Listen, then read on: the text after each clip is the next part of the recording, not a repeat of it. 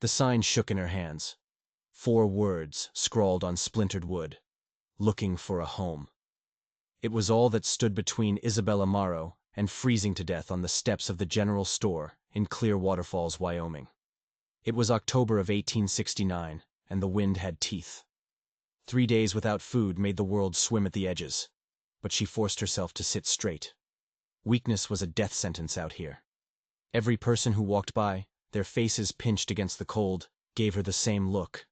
The look you give a stray dog you know you can't help. The store owner, a man named Murphy with a face like a sour pickle, made it clear she wasn't welcome. He kept glaring through the glass, polishing a spot that was already clean, just to have a reason to watch her. "Respectable folks," his eyes said, "don't want your kind around." Isabella's fingers found the cold metal of the locket at her throat. It was the last piece of Boston, the last piece of the life that had been stolen from her. Her grandmother's voice, a ghost of a French accent in her memory. "Courage, ma petite. Sometimes we must bend so we do not break." But she had bent, and bent, and bent again, and it had brought her here. To a dusty town at the edge of nowhere, where survival was the only prayer on anyone's lips. A shadow fell over her. "Miss, you need to move along." Sheriff Davies. His face was a roadmap of hard years, but his eyes were kind, too kind. It made her stomach clench with a fear colder than hunger. Where could she go? Winter was settling in the bones of the mountains, and her pockets were full of nothing but lint and desperation. "I understand, Sheriff," she said, and the sound of her own voice, still carrying the ghost of a Boston education, surprised her. "I'll find somewhere else." He leaned in, his voice dropping to a whisper. The Rocking W Ranch might need help. John Wesley's place, about 10 miles north. Before she could ask what kind of help, the kind that came with a price she wasn't willing to pay, the thunder of hoofbeats shook the street. 3 riders. They appeared out of the dust like demons, their horses kicking up a storm. The man in the lead was tall in the saddle, but it was the boy beside him who caught her eye. He couldn't have been more than 8. He had serious brown eyes that looked like they'd already seen too much of the world's sorrows. The boy wasn't looking at her. He was looking at her sign, reading the 4 simple words with a raw, desperate intensity. The man swung down from his horse with a fluid grace that spoke of a life spent in the saddle. "Daniel Wesley," he said. His voice was deep, steady. "This is my son, Peter." Isabella hesitated, then took his offered hand. Her own was rough, calloused, a testament to her fall from grace. Isabella Morrow. "You're French?" Peter asked. His voice was a spark of light in the gray morning. He wasn't looking at her torn dress or her hungry eyes. He was just curious. "My grandmother was," Isabella managed, a genuine smile touching her lips for the first time in weeks. Daniel's gaze flickered from her face to the sign. Something shifted in his expression, something unreadable and deep. The silence stretched out, thin and fragile. "What kind of home are you seeking, Miss Morrow?" he finally asked. The question was a trap. She knew the answer he probably expected. The answer the whispers in town hinted at. The answer that would get her a roof over her head, even if it cost her the last shred of her soul. She opened her mouth to say it, to give him the lie that would save her. But the boy spoke first. "Papa, we need someone for the house," Peter said, his voice ringing with a child's simple cutting logic. "Mrs. Henderson says her back hurts too much.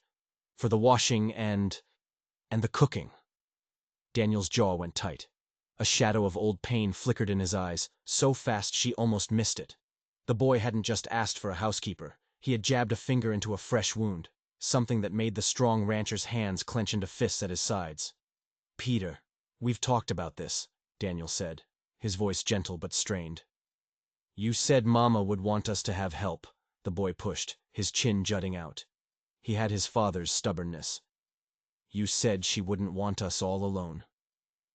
Isabella watched, breathless. This wasn't about chores.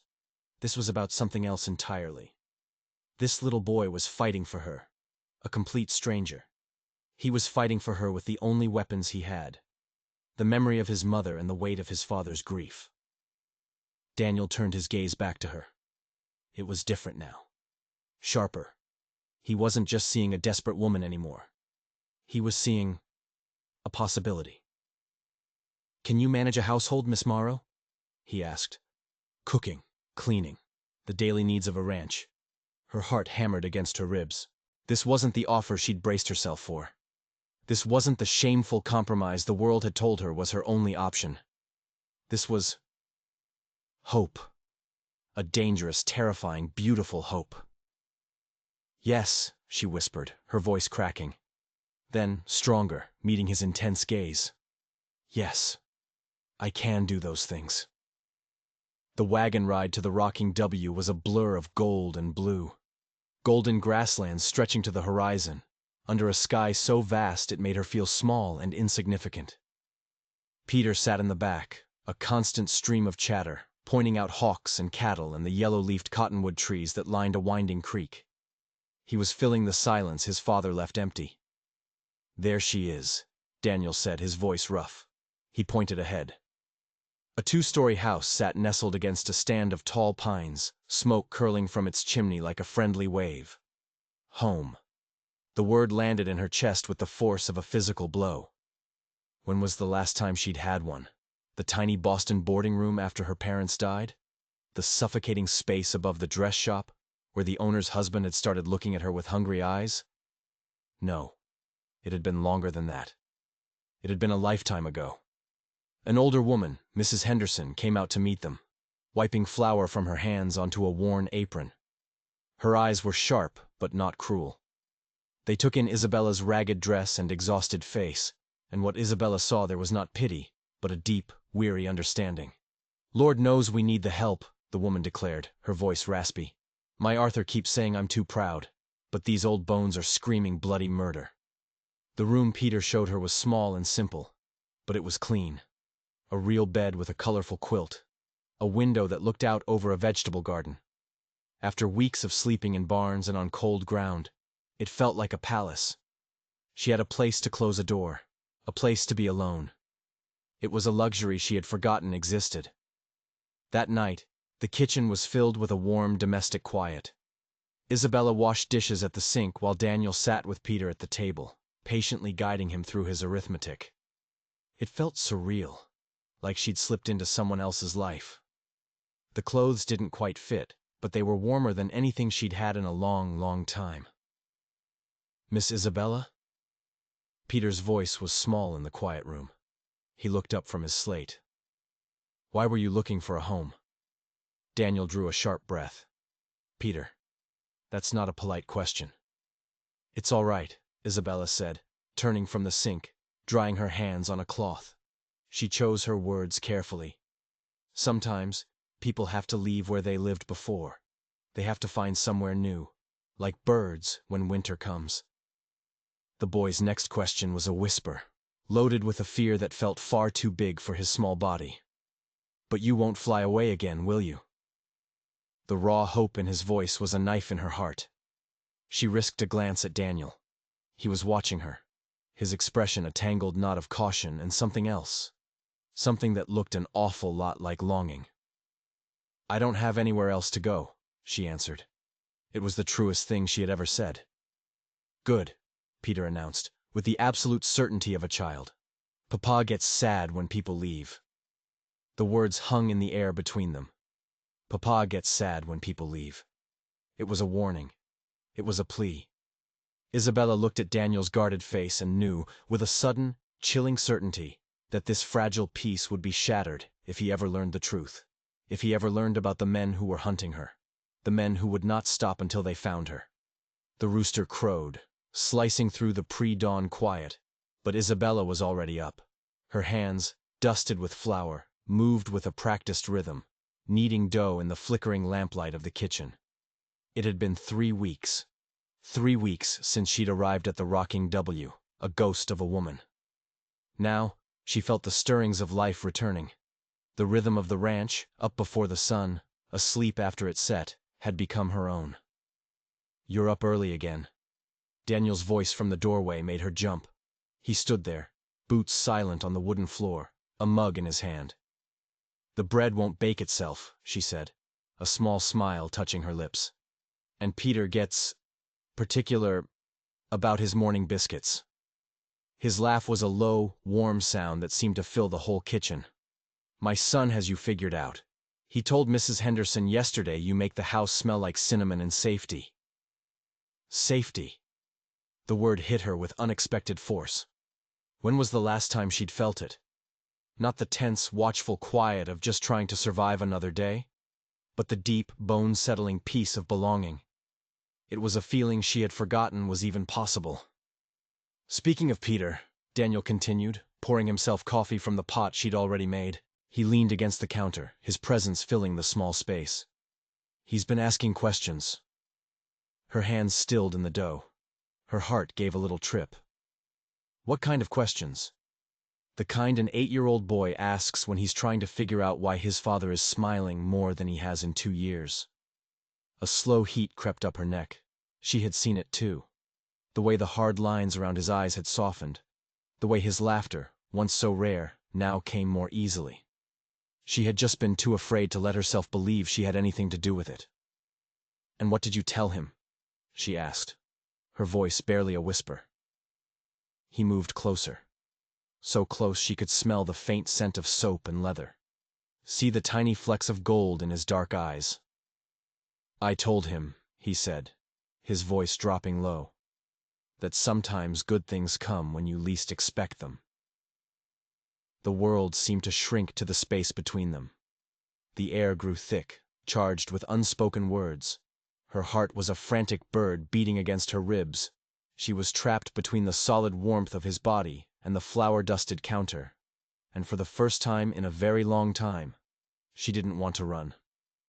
"Daniel, The sound ripped the moment to shreds. Galloping horses, not one, but many. Coming fast, too fast. Daniel's whole body went rigid. His hand dropped instinctively to the gun belt he wore even at this early hour. The soft warmth in his eyes vanished, replaced by cold, hard steel. "Get in the pantry," he ordered, his voice sharp, clipped. "Don't make a sound." "What is it? What's wrong?" "Just do it, Isabella. Please." She saw it then, through the kitchen window. A cloud of dust rising against the pink and orange of the dawn. 3, no, 4 riders, pushing their horses with a brutal urgency. This wasn't a friendly visit. This was a hunt. And then she saw him. The man in the lead. The way he sat his horse, the broad set of his shoulders. A cold dread washed over her, so intense it made her knees weak. Clay Morrison. He'd found her. Daniel was already moving, grabbing the rifle he kept mounted by the door. His face was a mask of grim determination. "Isabella, whatever happens, you stay hidden. You don't come out until I say it's safe." But she was already shaking her head.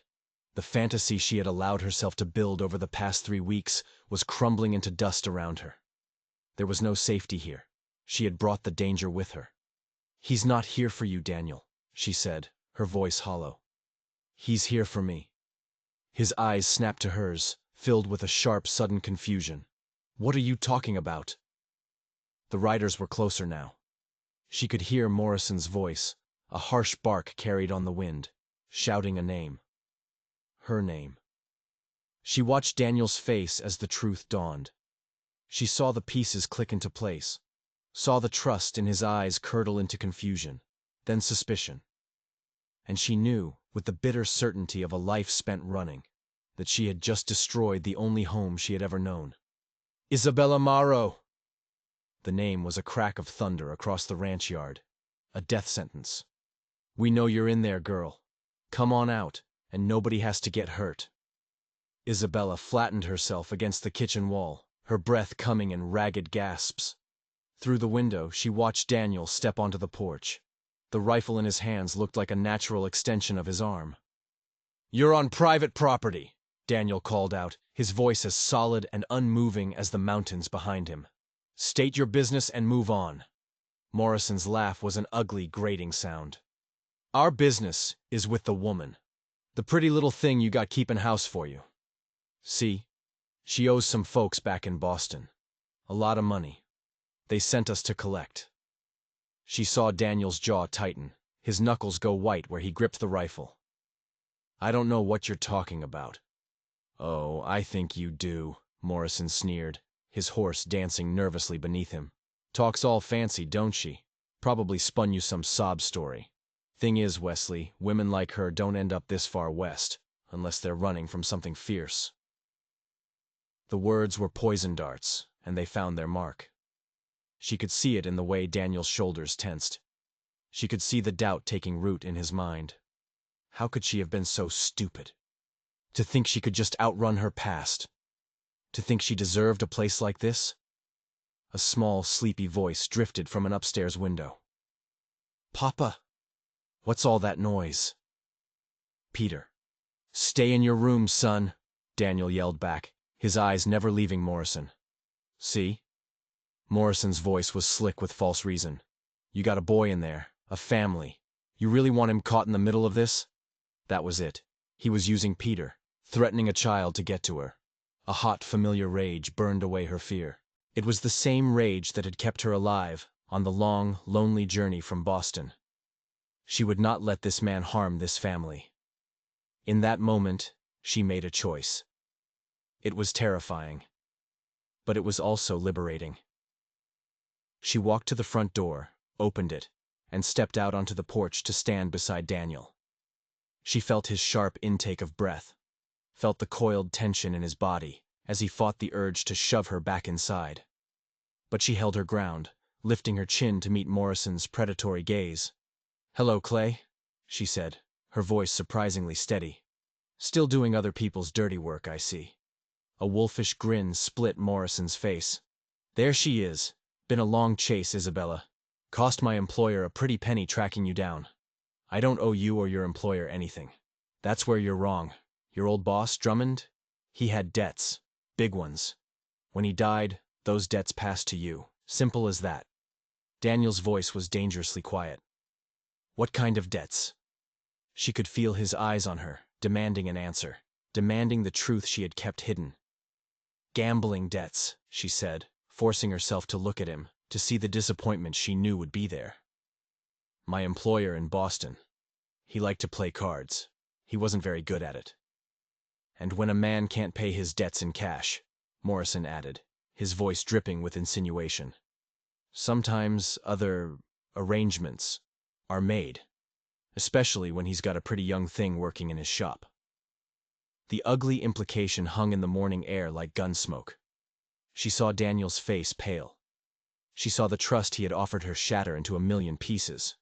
That's not, she began, but Morrison cut her off. You've had your little vacation playing house, Isabella. Time to come back and work off what's owed. The boss is patient, but he ain't a saint. Daniel took a half step forward, the rifle lifting ever so slightly. She's not going anywhere with you. Morrison's hand drifted down, resting casually on the butt of his pistol. That's a real shame.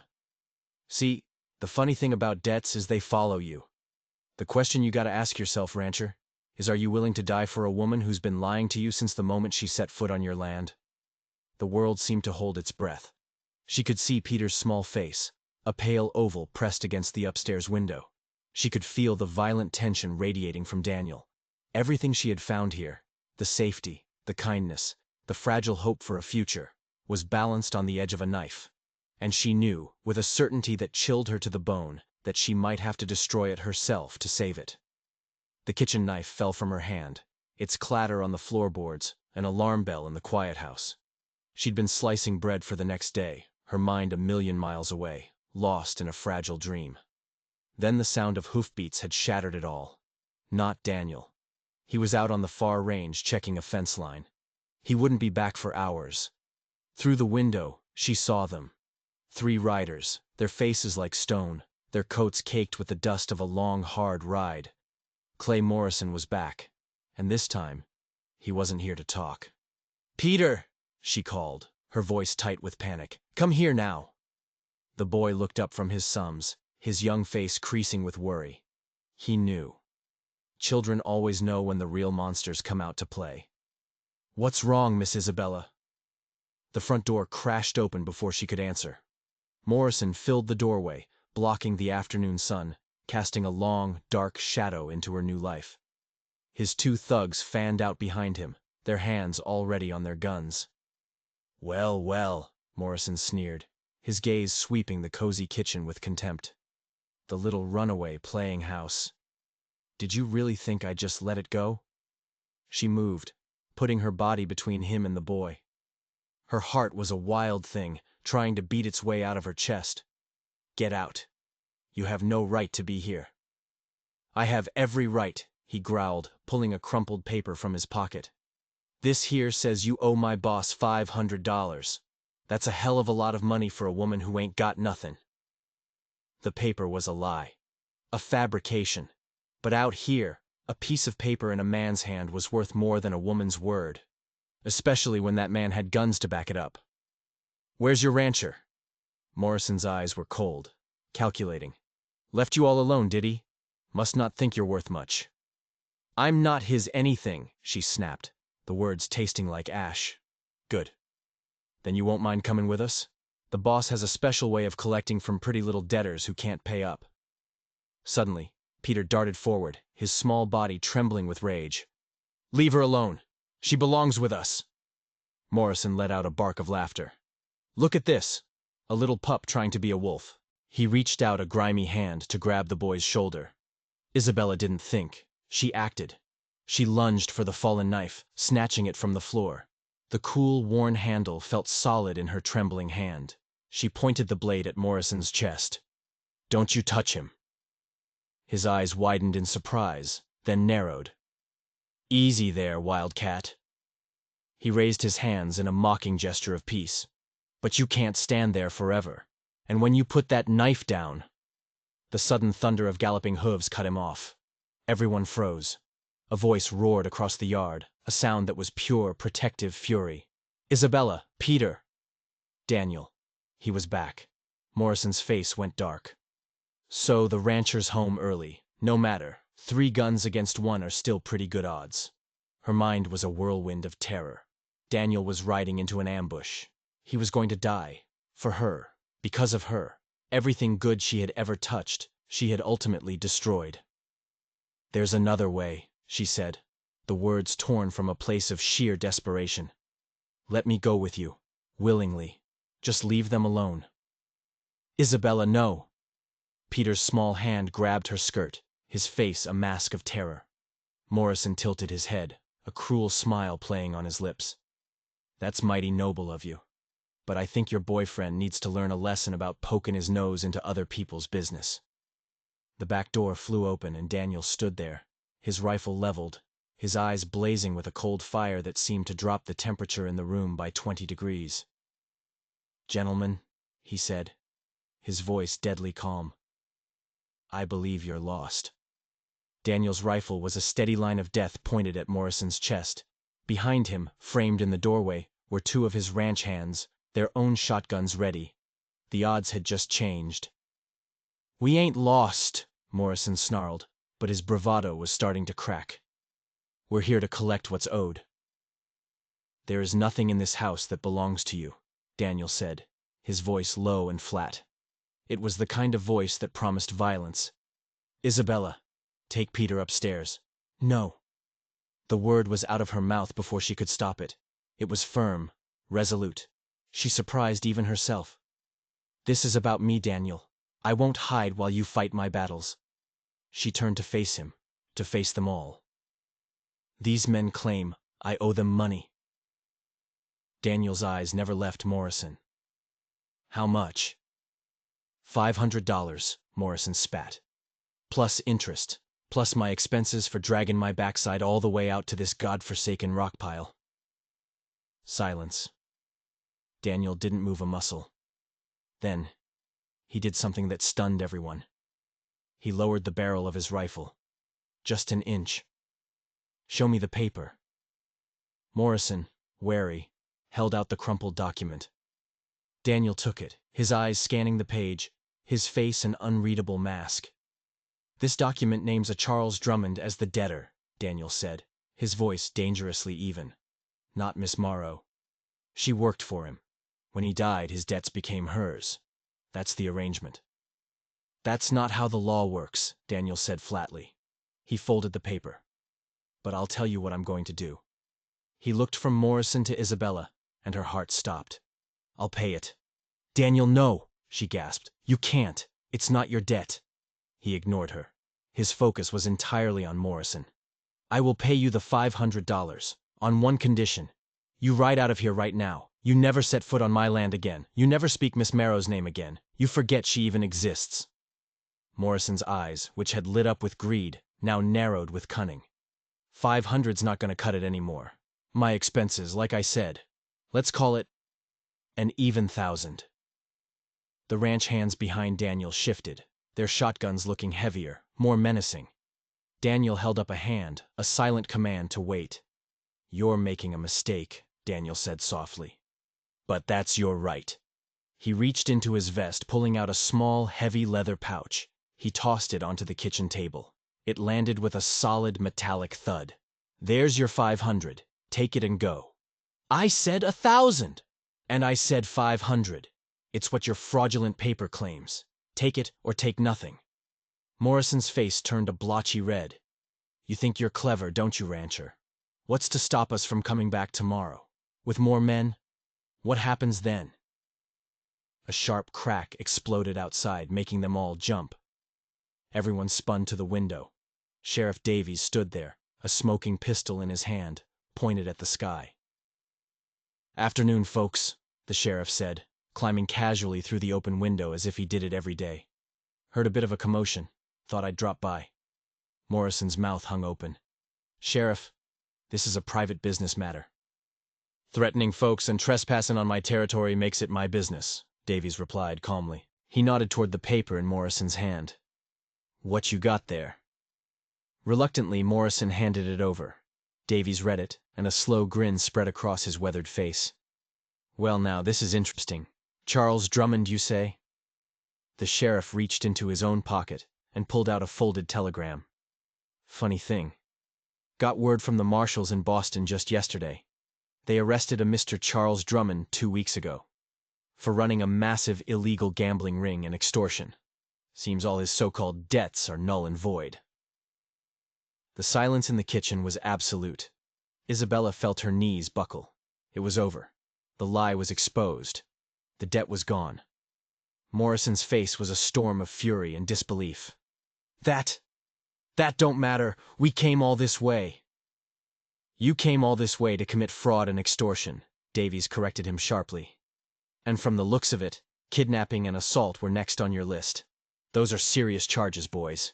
Now hold on a minute. No, you hold on. Daniel stepped forward, the rifle back in his hands, all pretense of negotiation gone.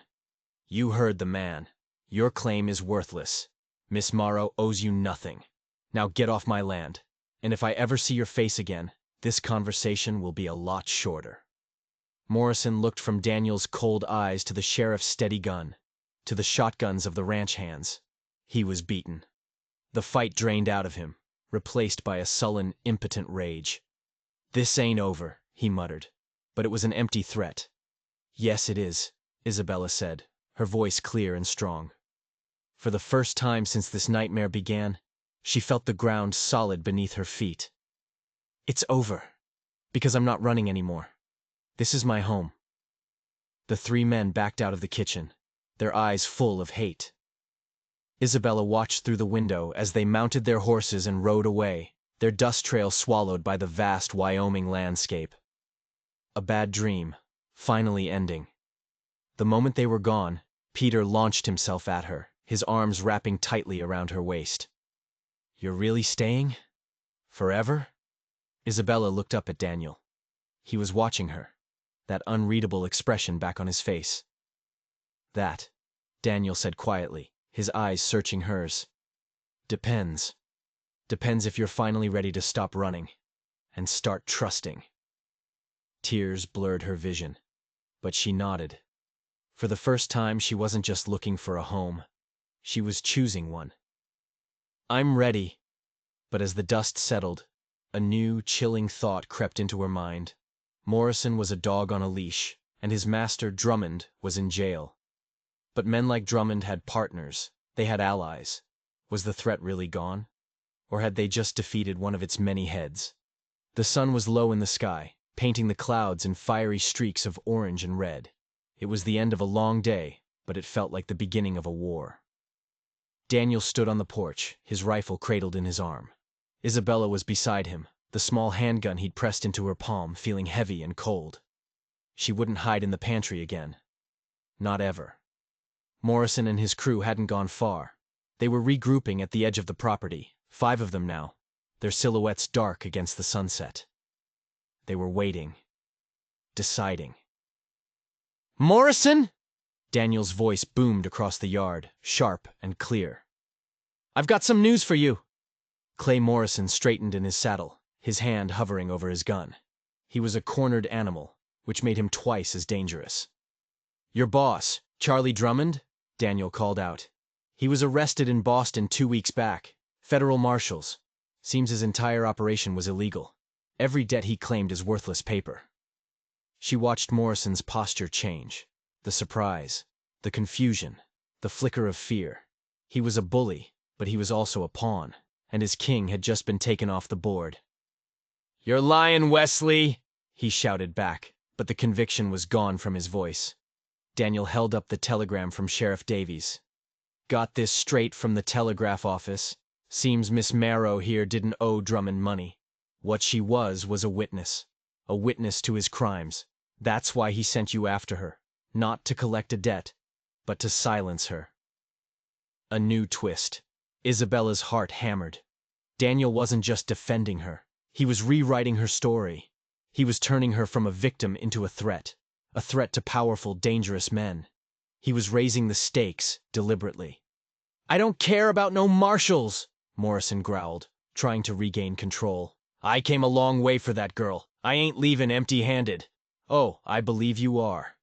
The new voice came from the trees flanking the ranch road. Sheriff Davies stepped out, and he wasn't alone. 3 deputies emerged with him, rifles held at the ready. They were surrounded. "Been listening to this whole conversation, Morrison," the sheriff said, his tone deceptively casual. "Conspiracy to commit kidnapping, witness tampering, extortion. That's a whole lot of trouble to be in, especially when the Federals are already involved." Morrison's horse shifted nervously. "This is between him and me, Sheriff." "When it happens in my county, it's between you and me," Davies corrected. "Now you've got a choice. You can ride away, right now, and hope the marshals are too busy to come looking for you. Or you can stay, and I'll personally wire Boston to let them know I've got one of Drummond's chief accomplices sitting in my jail." Isabella felt Daniel's hand brush against hers. It was a small, fleeting touch, but it sent a shock of strength through her. "Your choice, Morrison," Daniel said, his voice like cold iron. "But I'd make it fast. My boy is waiting for his supper, and my housekeeper has a lot of work to do." My housekeeper. The way he said it was a declaration, a line drawn in the dirt. She wasn't some drifter he'd taken in. She was his, part of his world, part of his family. To harm her was to harm him. Morrison looked at the guns pointed at him from the porch. He looked at the guns pointed at him from the trees. He was outmatched, outmaneuvered, and utterly alone. With a curse, he wrenched his horse's reins, spinning it around so violently the animal reared. "This ain't finished!" he screamed over his shoulder as his men scrambled to follow him. "Yes, it is," Daniel said, his voice quiet but carrying on the evening air. "And Morrison, if I ever see you on my land again, if I hear you've so much as looked in Miss Marrow's direction, the next telegram will be to your next of kin." They watched until the last rider had disappeared over the ridge. The silence that fell was profound. The threat was gone, for now. But Isabella knew, with a certainty that chilled her, this was just the beginning. Drummond was part of a larger machine. And a machine that big doesn't just stop working because you break one of its gears. They had won the battle. But the war had just been declared. A month passed. The autumn gold deepened into the muted browns of late fall. A fragile peace settled over the rocking W. But it was a watchful peace. Isabella learned the rhythms of the house, the scent of baking bread and brewing coffee filling the rooms that had once held only silence and grief. She and Daniel moved around each other in a careful dance. The space between them was charged, filled with unspoken things. One night, sitting on the porch under a blanket of stars so bright they seemed close enough to touch, the dam finally broke. She told him everything. About her parents' death, the bleak years in Boston, and the chilling moment she realized her employer, Drummond, wasn't just a gambler, but a predator. He'd used his debts as leverage, as chains to bind people to him. She wasn't just an employee, she was collateral. In return, Daniel told her about Sarah, his wife. She hadn't died of a simple fever, as the town believed. It had been a long, painful illness, something the doctors had no name for. He spoke of the guilt that ate at him, the feeling that he had failed her, that he hadn't been strong enough to save her. "I was afraid to care about someone again," he admitted, his voice rough with emotion. "Afraid I'd just lose them, too." "I'm not asking you to promise anything," he'd said, turning to look at her in the starlight. "But I am asking you to stay. I'm asking for time." And she had stayed. But every time a stranger rode up the path, her heart would leap into her throat. Every unexpected noise in the night made her freeze. She knew Morrison was gone, but the shadow of Drummond and his network loomed large. They weren't just gamblers. Men with that much power and that many secrets don't just let a witness walk away. One morning, Daniel rode into town for supplies. Peter was at the small schoolhouse a few miles away. Isabella was alone, hanging laundry on the line, the crisp wind whipping strands of hair across her face. That's when she saw the rider. He wasn't like the ranch hands. He sat a fine, black horse, and his clothes were too clean, too new for this part of the country. He rode right up to the fence line, stopping just outside the yard. He didn't dismount. He just sat there, watching her. He was a man in his late 50s, with cold, intelligent eyes and a thin, cruel mouth. He tipped his hat. "Miss Morrow?" His voice was smooth, educated. It was the voice of Boston, of money and power. It did not belong here. "I don't know you," she said, her hands tightening on the wet sheet she was holding. "My name is Mr. Blackwood," he said. "I was a business associate of Mr. Drummond's. I've come a long way to speak with you." Her blood ran cold. This was it, the other head of the snake. "I have nothing to say." "Oh, I think you do," he said, his voice hardening slightly. "Charles was a fool. Sent a thug like Morrison to handle a delicate situation. A situation that required finesse. You see, Miss Marrow, Charles wasn't just a gambler. He was a collector. Not of money, but of secrets. Secrets about important men. He kept a record, a ledger. And we have reason to believe you know where it is. The locket. Her grandmother's locket." It suddenly felt like a lead weight on her chest. Drummond had given it to her on her last day of work, calling it a parting gift. She'd assumed it was a cruel joke. But what if it wasn't? "I don't know what you're talking about." Blackwood's smile was chilling. "Let me be clear. That ledger is worth more than your life. More than the lives of that rancher and his boy. I am not a man of violence like Mr. Morrison. I am a man of leverage. And right now all the leverage is on my side. I will find that ledger, with or without your cooperation.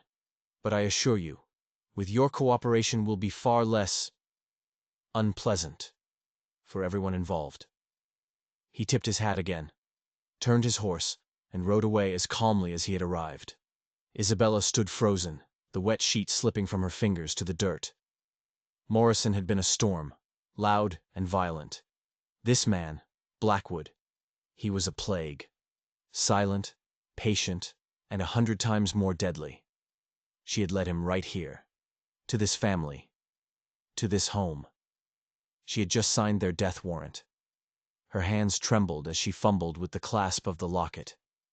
It was an old, intricate piece of silver, something she'd cherished as her only link to her past. But it wasn't her past. It was Drummond's. She found a tiny, almost invisible seam along the edge.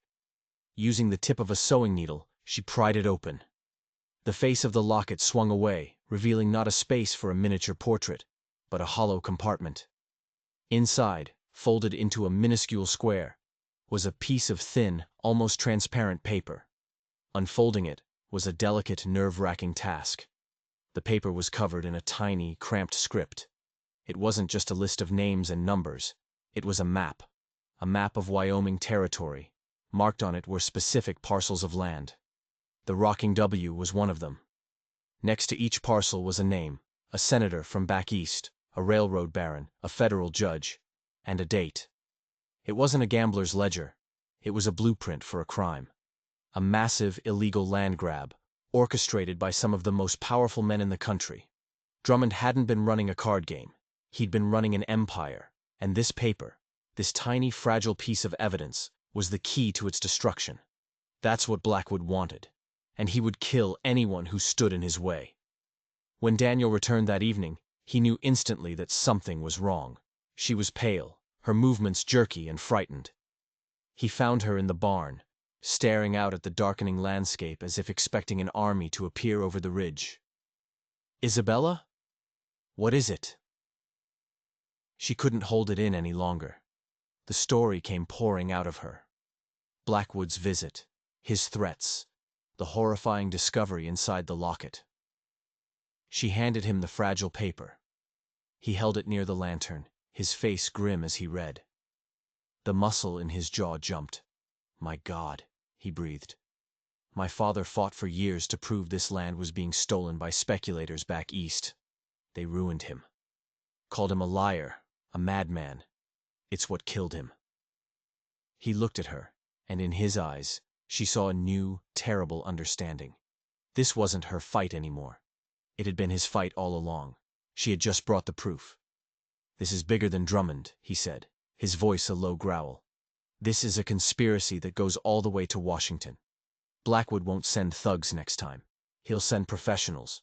Or he'll use the law. They'll find a way to take the ranch, to arrest me on some trumped-up charge, to get you alone." "What do we do?" she whispered, the fear a living thing in her throat. "We don't wait for them to come to us," he said, his eyes hardening. "We take the fight to them." His plan was simple, and insane. He would ride to Cheyenne, the territorial capital. He would try to get a meeting with the governor, a man known for his honesty. But Cheyenne was 100 miles away, a dangerous ride through open country. He would be a target every step of the way. "You can't go alone," she insisted. "I have to. Someone has to stay here with Peter. If they know I'm gone, they might make their move. You have to make everything seem normal." He took her hands, his grip firm, grounding. "Can you do that? Can you be strong, just a little while longer?" She nodded, though her heart was screaming. Before he left, under the cover of darkness, he made a copy of the ledger page. He sealed the original in a small oilskin pouch. "You keep this," he said, pressing it into her hand. "You hide it somewhere no one will ever find it. Not in the house, somewhere outside. If I don't make it, if something happens, you get this to Sheriff Davies. You trust him, and only him. Understand?" She understood. This was his life insurance policy, and she was the beneficiary. He kissed her then. It wasn't a gentle, tentative kiss like the one she'd imagined. It was hard, desperate, a kiss that tasted of fear and farewell. Then he was gone, a shadow swallowed by the night. For 2 days, she lived a lie. She cooked for Peter, helped him with his lessons, told him his father was away buying cattle. Every creak of the floorboards, every gust of wind rattling the windows, was Blackwood coming for her. The silence of the ranch was deafening. On the 3rd day, Sheriff Davies rode up, alone. His face was grim. "Isabella," he said, not even waiting for her to invite him in. "I got a telegram. From Cheyenne. There was an incident." Her world tilted on its axis. "Daniel?" His horse was found wandering 10 miles outside of town. The saddlebags were cut open. There was no sign of him, but there was blood. He wasn't dead. She refused to believe it. They had taken him. Blackwood had taken him. They were using him as leverage. They were trading Daniel's life for the ledger. "What does the telegram say?" she asked, her voice hollow. Davies hesitated. "It's a warrant. For your arrest." She stared at him, uncomprehending. "The charge is conspiracy and murder. They're saying you and Daniel Wesley conspired to murder Charles Drummond's debt collector, Clay Morrison, whose body was conveniently discovered by some of Mr. Blackwood's associates. They're claiming Daniel fled, and you're an accomplice. It was a perfect trap. The law itself was their weapon. They were going to walk her right out of this house into their custody. And once they had her, they would tear the world apart to find that ledger." "I'm sorry, Isabella," the sheriff said, his eyes full of a pain that told her he knew it was a lie, but his hands were tied. "I have to take you in." As the sheriff led her out of the house, a single thought burned in her mind. The original ledger. She had hidden it, just as Daniel had told her to. She had tucked the oilskin pouch deep inside a crack in the foundation of the old smokehouse, behind a loose stone. They thought they had won. They had Daniel. They were about to have her. But they didn't have the one thing that mattered, and she would die before she told them where it was. The jail cell was a cage of ice and stone. Through the single barred window, Isabella could see the town of Clear Waterfalls going about its business, the people oblivious to the shadow war being fought right under their noses. Sheriff Davies had been apologetic, his eyes telling her he was playing a part. But it was small comfort. She was trapped. 2 men came for her in the evening. They weren't deputies. They were dressed in city clothes, their faces hard and emotionless. They moved with the quiet efficiency of wolves. Blackwood's men. "The territorial marshal has authorized your transfer to Cheyenne for questioning," one of them said, his voice flat. It was a lie, and they all knew it. They weren't taking her to Cheyenne. They were taking her to Blackwood. Sheriff Davies stood by, his face a mask of conflict. "I want a signed receipt for my prisoner," he insisted, stalling for time she didn't have. As they led her out to a waiting carriage, the setting sun cast long shadows across the street. People stopped and stared, their faces a mixture of curiosity and suspicion. She was the outsider, the strange woman from the east, the one who had brought trouble to their quiet town. They saw a criminal.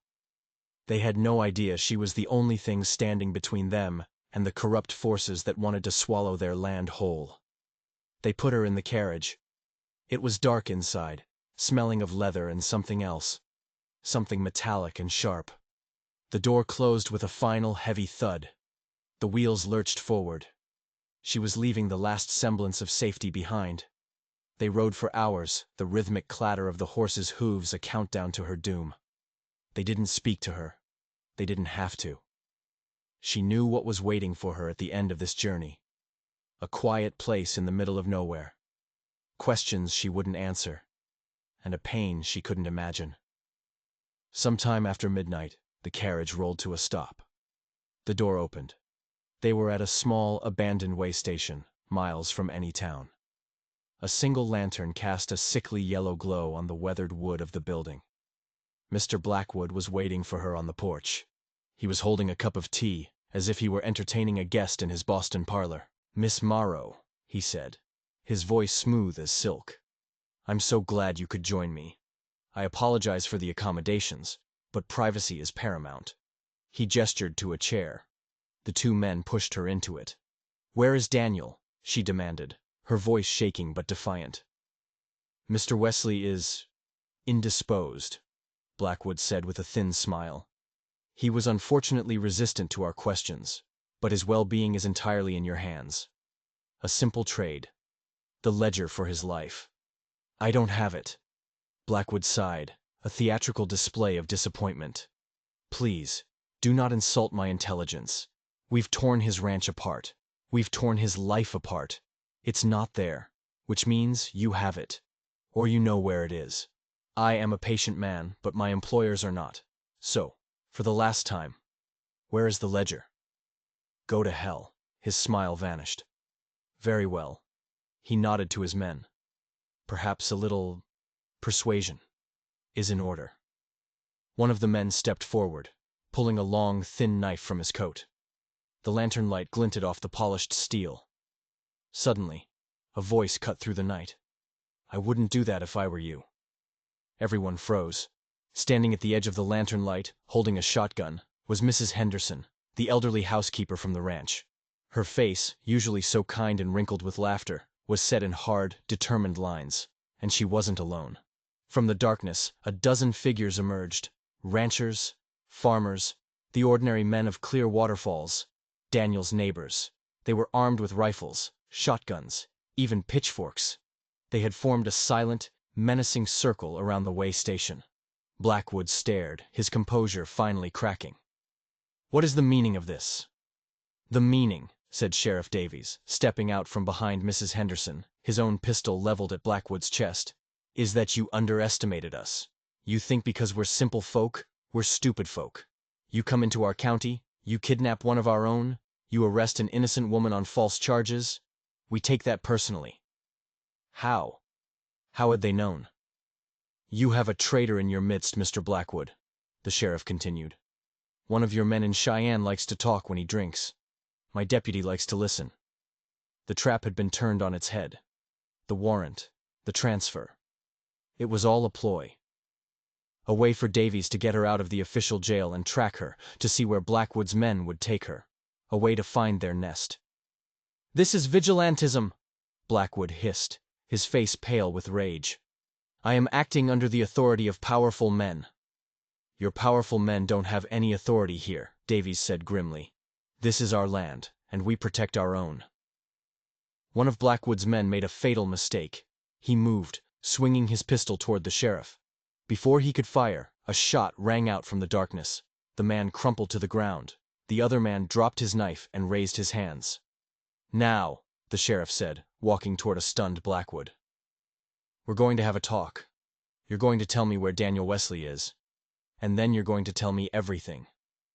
They found Daniel in the cellar of the way station. He was beaten, but alive. His relief at seeing her was so profound it left him speechless. As the ranchers tied Blackwood and his remaining man up, Daniel held on to her, as if afraid she would disappear. "The ledger," he whispered, his voice hoarse. "Is it safe?" "It's safe," she assured him. In the aftermath, as the sun began to rise, Sheriff Davies stood with them. "Blackwood sang like a canary," he said. "Gave up the names, the locations, everything. The territorial governor is on his way from Cheyenne with a company of soldiers. This whole conspiracy is about to come crashing down." He looked at Isabella, his eyes filled with a respect that warmed her more than the rising sun. "You were the key, you know. Your courage. You held it all together." She looked around at the faces of the ranchers who had risked their lives for them. She looked at Mrs. Henderson, who was tending to Daniel's wounds with a fierce tenderness. She looked at Daniel, his face bruised, but his eyes clear and full of a future she had never dared to dream of. She hadn't just found a home. She had found a people, a family, forged not by blood, but by fire, and a shared love for the land and the simple, decent life they had built upon it. The war was over, and for the first time, Isabella Morrow felt truly, completely safe. The sun climbed higher, burning away the last of the morning mist, revealing the valley in all its quiet, rugged beauty. Somewhere in the distance, a clock tower chimed the hour, counting time not as something to be endured, but as something to be cherished. A new beginning. Isabella Morrow, who had arrived in this town with nothing but a desperate sign and a secret that could get her killed, stood on the porch of the Rocking W Ranch, her hand in Daniel's, and Peter leaning against her side. She finally understood that some things, dignity, love, the right to belong, could never be bought or sold. They could only be earned. They could only be fought for. And they were worth any price. If you enjoyed this story of courage and finding a home in the most unexpected of places, don't forget to hit that like button and subscribe for more tales of the unexpected. We'll see you in the next one.